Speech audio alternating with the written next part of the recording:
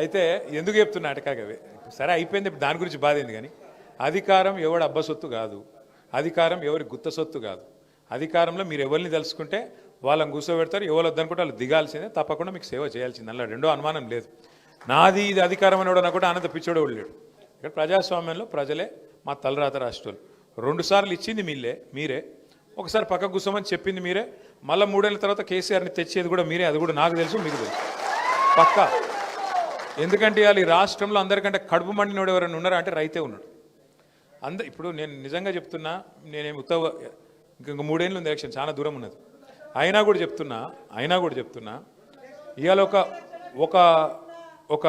ఒక చిన్న మైకు తీసుకుపోయి ఎవరన్నా రైతు ముంగట పెడితే ఏం మాట్లాడుతున్నారు, ఎట్లా మాట్లాడుతున్నారు చూసిరేమన్నా? అసలు చరిత్రలో నాకు తెలిసి ఏ ముఖ్యమంత్రి కూడా గిన్నె తిట్లు తిన్నోడైతే వాడు లేడు. ఇంకోటి పెద్ద మనిషి కూర్చున్నాడు, పెద్ద ఆయన, ఎంత వయసు చూసిరో వారు. నాకు తెలుగులో గిన్ని తిట్లుంటాయని కూడా అమ్మతోడు తెలియదు నాకు. అవ్వ ఏం తిట్లు అవి, ఎన్ని తిట్లు, భయం అనేది లేదు. ముఖ్యమంత్రి లేదు, మంత్రి లేదు, ఏపో వాడు ఎవడైతే ఆడోళ్ళు కూడా ఏం ఆగుతలేరు. ఎందుకు ఇంత కోపం వచ్చింది?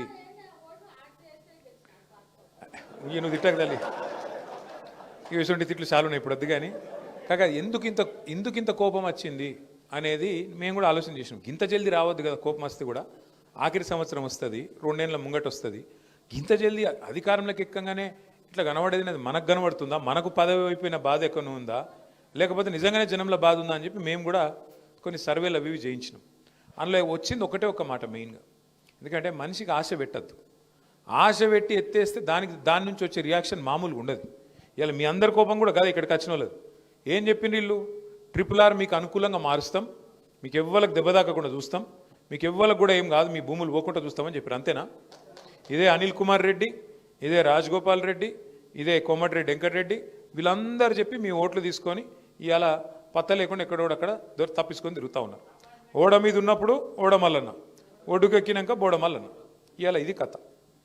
నేను మీతో ప్రార్థించేది ఒకటే, సరే ఇలా మీరు అందరూ వచ్చిర్రు, మీరు చెప్తున్నారు అన్న కొట్లాడండి, అసెంబ్లీలో కొట్లాడండి, పార్లమెంట్లో కొట్లాడండి, బరాబర్ కొట్లాడతాం. పార్లమెంట్లో మాకు రాజ్యసభలో 4 సభ్యులు ఉన్నారు, వాళ్ళతో మాట్లాడించే బాధ్యత నాది. ఖచ్చితంగా నితిన్ గడ్కరీని అడిగించే బాధ్యత నాది. నంబర్ 1. నంబర్ 2, అసెంబ్లీలో కూడా మళ్ళీ వీళ్ళు పెడితేటట్టు కూడా లేరు. వీళ్ళు అసెంబ్లీ పెడితే మేము గెదుముడితే ఆయనతో వాళ్ళు పారిపోతున్నారు. ఏం చేయమంటారు మమ్మల్ని? మైక్ ఇయ్యరు. ఇది మొన్న జగదీష్ అన్న మాట్లాడుతుంటే ఆయన తీనని తీసుకుపోయి సస్పెండ్ చేసి పారేసిండు. మీ జిల్లాకి వెళ్ళి ఉన్నాడే ఒక్కడు మనోడు, ఆయనని తీసుకుపోయి ఆ సెషన్ మొత్తం సస్పెండ్ చేసి మరి ఈరోజు మాట్లాడించినందుకు కూడా, మైక్ ఇచ్చినందుకు కూడా భయపడుతుంది ప్రభుత్వం. ఒకటైతే వాస్తవం, సరే ఇలా కత్తి వాళ్ళ చేతులు ఉన్నది, యుద్ధమేమో మమ్మల్ని చేయమంటారు. మీరు పర్వాలేదు చేస్తాం, అయినా కూడా చేస్తాం. ఈ మొండి కత్తో చిన్న కత్తో ఏదో ఒకటి పట్టుకొని మొత్తానికైతే కొట్లాడతాం. కానీ మీతో నా ప్రార్థన, దయచేసి మీ ఐకమత్యం చెదిరిపోనీయకండి. ఎందుకంటే వీళ్ళు చాలా దుర్మార్గమైన ప్రభుత్వం ఇది. తమ్ముడు మోహన్ రెడ్డి చెప్పిండు, నాకు 24 లక్షల ఎకరం 26 లక్షల ఎకరం అంటే సంతకం పెట్టినా.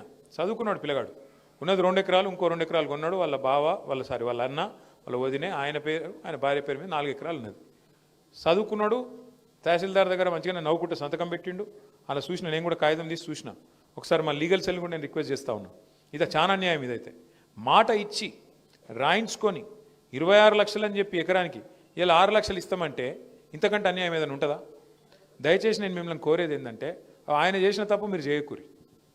ఆయన ఏమంటుండు, అన్న నేను సంతకం పెట్టినా కానీ నాకు జరిగిన అన్యాయం మీకు జరగద్దని చెప్పి నేను ఇక్కడికి వచ్చినా, నాకు ఇక కొత్తగా వచ్చేది ఏం లేదు, నేను అందులోనే ఆల్రెడీ ఇరుక్కపోయినా, కానీ నా లెక్క మీరు మోసపోకండి అని చెప్పి మోహన్ రెడ్డి గారు చెప్తా ఉన్నారు. నేను మిమ్మల్ని కోరేది ఏంటంటే, దయచేసి ఇక్కడికి వచ్చిన వాళ్ళందరినీ కూడా విభజించి పాలిస్తారు. ఇక్కడికి వచ్చిన వాళ్ళని కూడా ఇప్పుడు మొత్తం పోలీసు వాళ్ళు జల్లెడ పడతారు, లెక్కలు తీస్తారు. ఎవరు పోయిండు, లక్ష్మారెడ్డి పోయిండా, వెంకటేశం పోయిండా, వెంకటేశం ఎవరోళ్ళు కొంట పోయిండు, ఏ ఊరికి వెళ్ళి ఎవరోళ్ళు పోయిండ్రు మొత్తం రాస్తారు. ఇప్పుడు రాత్రి వల్ల రిపోర్ట్ రాసి ఎస్పీకి, బీసీపీకి, ఇక్కడికి ముఖ్యమంత్రికి, వెంకటరెడ్డికి అందరికి పంపుతారు. దయచేసి మీరు చిత్తరవిత్తర కాకండి, మీరు ఒక్కడే తాటి మీద ఉండండి. ఫస్ట్ మీరు ఊళ్ళే మీకు బెస్ట్ అవకాశం చెప్తున్నాను. ఇప్పుడు మా తమ్ముడు గిడ కూర్చుని, ఆయన పేరెంత మీది? అంజేశ్వర్, కుసు అంజేశ్వర్ చెప్తుండు, రాని సర్పంచ్ ఎలక్షన్లు పెట్టని అంటుండు. నేను బెస్ట్ ఉపాయం చెప్తాను మీకు. మీ ఊళ్ళే ఎన్ని ఊళ్ళో అయితే ఇప్పుడు ఎఫెక్ట్ అవుతున్నాయో ఊళ్ళల్లో అనుకోండి, మీరు కూర్చోబెట్టండి. ఊళ్ళో మొత్తం చావిడి కాడ కూర్చొని లేదా రైతు వేదికలో కూర్చొని అన్ని పార్టీలలో పిలవండి. అరే మరి చెప్పుర్రాబాయ్ మీ సంగతి ఏంది, మొత్తం పార్టీలో అంతా కూడా తీర్మానం చేయండి, మీరందరు కలిసి వస్తారా లేదా? మీరు ఒకవేళ కలిసి వచ్చి ఒక పద్ధతి మీద ఉంటే చూస్తాం, లేదంటే మేము అవసరమైతే ఎలక్షన్లు బాయ్కాట్ చేస్తాం, మేము వాళ్ళం కూడా ఓట్ల పాల్గొనమని చెప్పి అవసరమైతే ఒక నిర్ణయం తీసుకోండి. ఏమవుతుంది దాంతో? ఏమవుతుంది? ఏమో అయిపోతుంది, వెంటనే ప్రభుత్వం పడిపోతుంది అని కాదు. కానీ కనీసం రాష్ట్రంలో ఉన్న ప్రతి ఒక్కరికి మీ సమస్య తెలుస్తుంది. కేంద్ర ప్రభుత్వం దాకా మీ సమస్య పోతుంది. ఎందుకు బాయ్కాట్ చేసిరు వీళ్ళు? ఏం అవసరం ఉంది అంటే పై నుంచి కింది దాకా, గడ్కరీ నుంచి ఇక్కడ ఉండే ముఖ్యమంత్రి దాకా ఆలోచనలు పడతారు. నిజంగా కూడా ఇక్కడ జరుగుతుంది ఏందండి, ఆడ ఆల్రెడీ NH 161 ఉంది, ఆల్రెడీ ఉన్నది. దానికి కల్పినాం మనం గతంలో, మీకు యాదకుందో లేదో కల్పినాం. ఇప్పుడు వీళ్ళు వచ్చి దాన్ని మారుస్తాను ఎందుకు? సరిగా అందులో ఏమేమన్నాయో, వెనకాల ఏం చేతులు మారినాయో, మొత్తం ఎట్టెట్టనో, ఇక వాళ్ళకి ఢిల్లీకి పైసలు పంపాలి కదా. కుర్సీ కాపాడుకోవాలంటే పాపం ఢిల్లీకి పైసలు పంపుకోవాలి. లేకపోతే వెంకటరెడ్డి ఎప్పుడు ఎత్తుకపోతాడో, ఉత్తమ్ కుమార్ రెడ్డి ఎప్పుడు ఎత్తుకపోతాడో, పొంగులేటి ఎప్పుడు ఎత్తుకపోతాడో ఈయన భయం. పైసలు పంపాలి, మూటలు పంపాలి, కాపాడుకోవాలి. కాబట్టి ఆడనో ఈడనో కమిషన్ల కోసం దందా చేస్తున్నట్టున్నారు. రెండోది, ఇక్కడ కిషన్ రెడ్డి ఉత్తరం రాసిండు, ఇప్పుడే చూసిన నేను, దామోదర్ రెడ్డి ఇచ్చిండు. కిషన్ రెడ్డి గారు కేంద్ర మంత్రి, ఆయన కూడా ఉత్తరం రాసిండు. ఒక దిక్కు 28 కిలోమీటర్లు ఉంది, ఇంకో దిక్కు 45 కిలోమీటర్లు ఉంది. ఇదేం పద్ధతి, శాస్త్రీయంగా లేదు, దీన్ని చక్కగా చేయండి అని కేంద్ర మంత్రి కిషన్ రెడ్డి కేంద్ర మంత్రి గడ్కరీకి రాసిండు. మరి కేంద్ర ప్రభుత్వం ఏం చెప్తుంది ఇలా? మరి వాళ్ళన్నా ఒకటి తీసుకోవాలి కదా నిర్ణయం. ఇది మేము ఒప్పుకోము, ఈ అలైన్మెంట్ ఒప్పుకునే సమస్యనే లేదు, గతంలో ఏదైతున్నదో దాని ప్రకారం అన్న పోండి, లేదా శాస్త్రీయంగా చేయండి, మొత్తం ఓ పద్ధతి ప్రకారం చేయండి అని చెప్పాలి. నేను మొన్న దామోదర్ రెడ్డి గారు ఇంకా కొంతమంది మిత్రులు వస్తే కూడా నేను ఆ రోజు కూడా చెప్పిన వాళ్ళకు, ఇది కాంగ్రెస్కి, రాములు గారు, ఇది కాంగ్రెస్కి ఇదేం కొత్త కాదు. గతంలో ఔటర్ రింగ్ రోడ్ వేసేటప్పుడు కూడా ఇదే పద్ధతిలో అష్టవంకరలు తిప్పారు ఆ రోడ్ను. ఎక్కడ వాళ్ళ భూములు వస్తే పక్కకు తిప్పుతారు, ఎక్కడ అవతలలో వేరే భూములు ఉంటే అండ్లకి వెళ్ళిపోతారు. అట్లా వీళ్ళకి కొత్త ఏం కాదు ఇది. మీరు యాద పెట్టుకోండి, ఒక 2-3 పాయింట్లు దయచేసి ఎవరైనా చదువుకున్న పిల్లలుంటే యాద పెట్టుకొని రాసుకోండి. భూమి బదులు భూమి ఇవ్వాలని మీరు పెట్టిరు ఇలా. కాంగ్రెస్ గతంలో ORR చేసేటప్పుడు కొంతమందికి ఇచ్చింది, ఇష్టం అనుకున్న వాళ్ళకి ఇచ్చింది భూమి బదులు భూమి. మీకు ఆ కేసు కూడా మా లాయర్లకు చెప్తే ఆ కేసు వివరాలు కూడా మీకు ఇస్తారు. TG వెంకటేష్ గారికి ఇచ్చిండ్రమ్మా. ORRలో కొంతమందికి భూమి బదులు భూమి ఇచ్చారు. మీరు భూమి బదులు భూమి కావాలనుకుంటే వాళ్ళు ఉంటే కొట్లాడచ్చు. ఎందుకంటే లేకపోతే మీరు ఎంత అడిగినా ఎంత చెప్పినా మార్కెట్ విలువకు రిజిస్ట్రేషన్ విలువకు పొంతన లేదు. అట్లా కావాలంటే అట్లా కొట్లాడచ్చు, లేదా మీరు అన్నట్టు అలైన్మెంట్ విషయంలో శాస్త్రీయంగా లేదు అన్న మాట కన్నా కొట్లాడచ్చు, మీరు మాట నిలబెట్టుకోండి అన్న కొట్లాడచ్చు. ఏదేమైనప్పటికీ అన్నిటికన్నా ముఖ్యమైనది, అన్నిటికన్నా చాలా కీలకమైనది ఏంటంటే మీ ఐకమత్యం. మీరు చెదిరిపోతే చిత్తరబిత్తరైతే మిమ్మల్ని ఎవడు కాపాడలేడు. నేను ఇక్కడ నిల్చొని ఎన్ని డైలాగులు కొట్టినా, ఇంకోళ్ళు బయట పోయినాక ఎన్ని మాటలు మాట్లాడినా, మీరు ఐకమత్యంగా లేకపోతే, ఒక తాటి మీద లేకపోతే మాత్రం ఏది కాదు.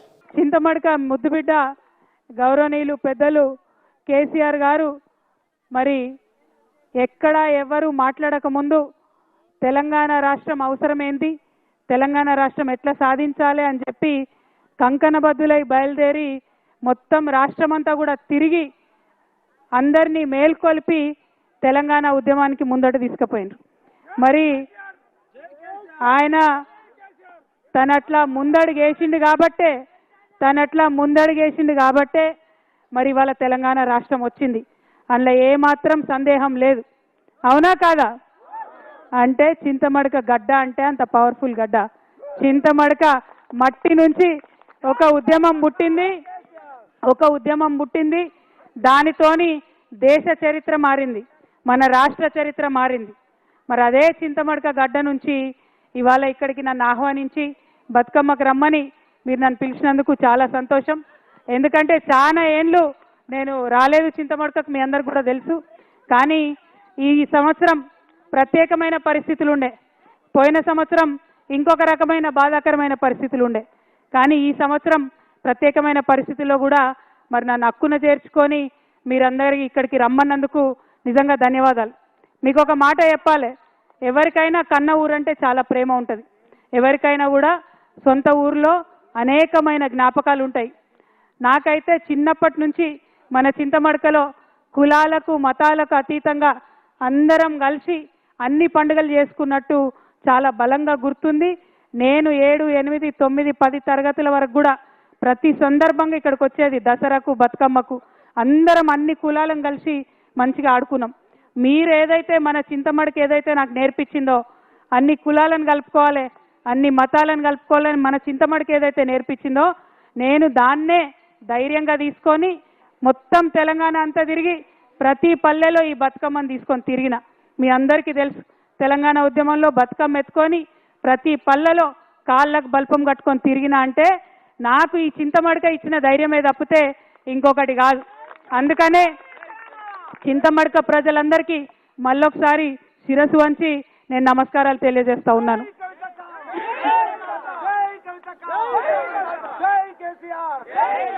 ఉద్యమం లేనప్పుడు కుటుంబంలో నేను చింతమడకకు వచ్చినా పోయిన జ్ఞాపకాలు చాలా ఉన్నాయి. ఉద్యమం ప్రారంభమైన తర్వాత 2004లో కేసీఆర్ గారు ఉద్యమ నాయకుడిగా మరి ఆయన రిజైన్ చేసి ఎంపీగా పోయినప్పుడు ఇక్కడ నుంచి రాజకీయంగా ఇంకొకరిని తీసుకొచ్చి ఇక్కడ పెట్టిండ్రు. మరి ఆనాటి నుంచి ఈనాటి వరకు మీ అందరికీ తెలిసిందే, సిద్దిపేట రావాలన్నా చింతమడక రావాలన్నా అదేదో ప్రైవేట్ ప్రాపర్టీ లాగా కేజీఎఫ్ లాగా ఎవరు రావాలన్నా కొంత ఆంక్షలు వచ్చిన విషయం మీ అందరికి కూడా తెలిసిందే. ఇయాలటికి కూడా ఆ ఆంక్షలు ఉన్న విషయం మీ అందరికీ తెలిసిందే. కాకపోతే ఈ చింతమడక గడ్డ చిరుతపులిని కన్న గడ్డ, కేసీఆర్ని కన్న గడ్డ, ఇటువంటి గడ్డ మీద ఎవరి ఆంక్షలు కూడా నైజాంతా అని ఇవాళ ఊరంతా కదిలి వచ్చి మీరు ఈ బతుకమ్మ పండుగ చేసుకోవడమే సాక్ష్యంగా నేను భావిస్తూ ఉన్నాను. మరి ఇదే ఒరవడి కొనసాగాలి. ఎందుకంటే మీ ఆశీర్వాదంతో ఒకసారి కేసీఆర్ గారు ఇక్కడి నుంచి ఒక భూకంపం పుట్టించి తెలంగాణ రాష్ట్రం తీసుకొచ్చి మీ ముంగట పెట్టిండ్రు. మరి మీరు ఆశీర్వాదం ఇస్తే ఇది నా జన్మభూమి, ఇది నా అమ్మగారిల్లు. మరి ఈ జన్మభూమే మరి భవిష్యత్తులో కర్మభూమి కూడా కావచ్చు, ఎవరం కూడా చెప్పలేము. కాబట్టి మీ ఆశీర్వాదం ఉంటే ఏదైనా సాధ్యమవుతుందనే విషయాన్ని నేను ఈ సందర్భంగా మీకు తెలియజేస్తా ఉన్నాను. మళ్ళీ ఒకసారి ఒకటే మాట, మనం తెలంగాణ వాళ్ళం ఎవరి ఆంక్షలకు భయపడేటోళ్ళం కాదు. ఆనాడు ఆంధ్రోళ్ళు పెద్ద పెద్ద నాయకులు 100 ఆంక్షలు పెడితే తోసుకొని పోయి ముళ్ళ కంచెలు దాటుకొని పోయి బుల్లెట్లకు ఎదురుగా పోయి ఉద్యమం చేసినటువంటి వారసత్వం ఉన్నది. ఏదో రాజకీయంగా కొన్ని ఆంక్షలు పెడితే ఎవరు ఆగేది లేదు. ఖచ్చితంగా చింతమడకకు వస్తాం, సిద్దిపేటకు వస్తాం, ఒకసారి కాదు మళ్ళా వస్తాం. ఆంక్షలు పెడితే ఇంకా ఎక్కువ సార్లు వస్తాం అని ఈ సందర్భంగా తెలియజేస్తూ, మరి ఇట్లా రావడం వల్ల ఇక్కడి నుంచి ఆలోచన చేయడం వల్ల తెలంగాణ ప్రజలకు మేలు జరగాలి. మీ అందరికీ తెలుసు, కేసీఆర్ గారు చింతమడకలో పుట్టిన బిడ్డ మనందరం తలెత్తుకొని పనిచేసేలాగా రాష్ట్రం తీసుకొచ్చి పెట్టిండు. మరి చంద్రుడు అని పిలుస్తారు చాలామంది ఇక్కడ, చంద్రం సార్ అంటారు చింతమడకల. మరి అట్లాంటి చంద్రుడికి ఇవాళ మచ్చ తెచ్చే పని కొంతమంది చేసిండ్రు. నేను అదే మాట చెప్పిన, మచ్చలేని చంద్రుడికి మీరు మచ్చ పెట్టిరనే మాట చెప్పిన. మీరు మచ్చ పెట్టిరని నేను చెప్పంగానే తల్లిని పిల్లని కాకుండా బాపిండ్రు. అట్లయినా కన్న ఊరు అమ్మగారి ఊరు, మీరు నన్ను కడుపులో పెట్టుకొని రండి, మీరు తప్పకుండా ధైర్యం కోల్పోకండి, మా ఊరికి రండి, అమ్మగారి ఊరికి రండి అని మీరు పిలిచిండ్రు. అందుకే చెప్తున్నా, మీ మేలు ఈ జన్మలో మర్చిపోలేను. నేను ఈ సంవత్సరం డెఫినెట్గా బాధతోనున్న, క్లిష్టమైన పరిస్థితుల్లో ఉన్న కుటుంబానికి దూరం చేసిండ్రు అనేటటువంటి బాధతో ఉన్న సమయంలో ఊరు వాళ్ళందరూ అండగా నిలబడి మరి నన్ను పిలవడం చాలా సంతోషం. ఎన్నడూ కూడా సంతోషంలో ఉంటే ఎవరైనా పిలిస్తే తింటారు, పోతారు, మర్చిపోతారు.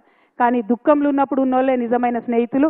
ఇవాళ దుఃఖంలో ఉన్నటువంటి నాకు అండగా నిలిచినటువంటి మీ అందరికీ మళ్ళొకసారి హృదయపూర్వకంగా నేను వందనాలు తెలియజేసుకుంటున్నా.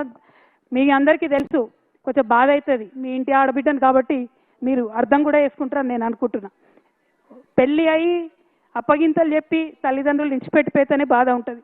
అటువంటిది తండ్రి బాగుండాలి, తల్లి బాగుండాలని కొట్లాడేటటువంటి నన్ను కుటుంబం నుంచి విడగొట్టేటటువంటి కుట్రలు చేసినటువంటి వాళ్ళను మాత్రం నేను వదిలిపెట్టానని ఈ సందర్భంగా మళ్ళొకసారి తెలియజేస్తూ, ఈ గడ్డకు, ఈ చింతమడక గడ్డకు ఎంత పౌరుషం ఉందనేటటువంటిది ఖచ్చితంగా నేను చూపిస్తా. ఆ చూపించేటటువంటి నా ప్రయాణంలో మీరందరూ కూడా నాతో అండగా నిలవాలని చెప్పి మనస్ఫూర్తిగా మీ అందరిని కూడా నేను కోరుతా ఉన్నా. ఏ ఊరు కూడా ఎవరయ్యా జాగీర్ కాదు, కానీ అట్లా జాగీర్ లాగా చేస్తున్నటువంటి కొంతమంది ఉన్నారు.